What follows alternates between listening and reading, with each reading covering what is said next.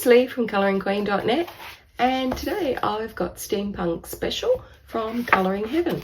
Now this is a magazine that features the artwork of Matt and Dawn Davidson. Dawn has got images at the front and Matt has some at the back, and there are 14 images that are exclusive to the Colouring Heaven magazine. Now at the front we start off with some simple style steampunk images that might be great to work on if you're new to steampunk and you just want to practice doing a little bit. This one's sort of very Lolita inspired. Now the paper is thin to medium quality. I believe it is 100 GSM.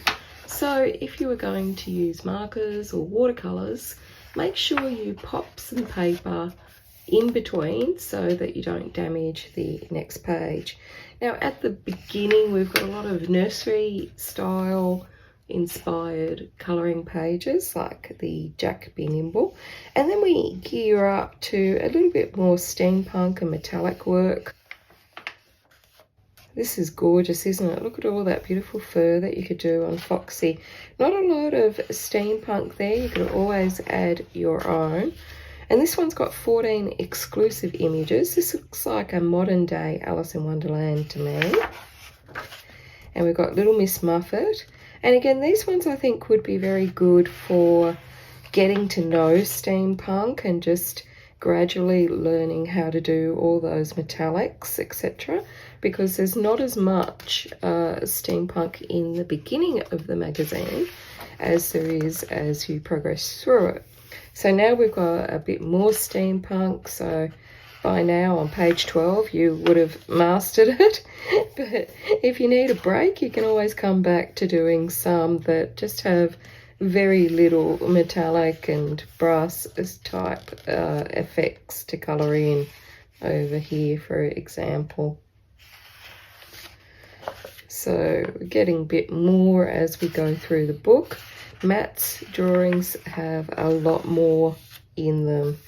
So here are Matt's drawings, and we've got Adele. I love the way it's been framed and that there's different colours. And of course, this is my favourite picture in the book. It's Alice in Wonderland steampunk style. I mean, how cool is that? I love it.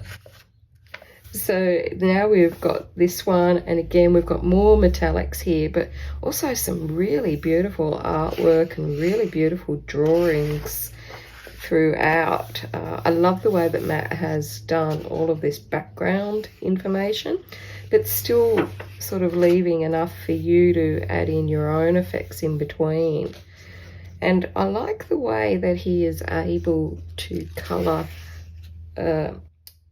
to draw images that reflect motion. That can be very difficult to do as opposed to like a still.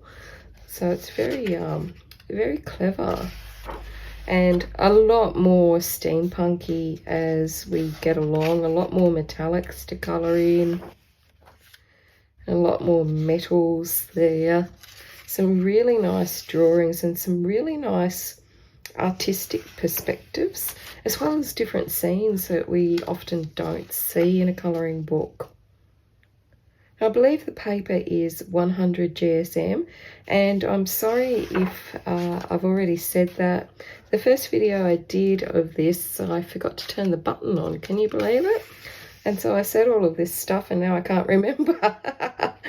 Look at all the detail on this. Isn't this fabulous? So we've got our Gaslight Geisha and beautiful hair texture there and lovely variations in colours. Like this is, you might not see it on camera, but it's like a really thin braid that he's managed to create there. So very, very clever. I love this one with the sort of dead eyes on it, and I love all of these ones that he's framed. I think it's very, very clever.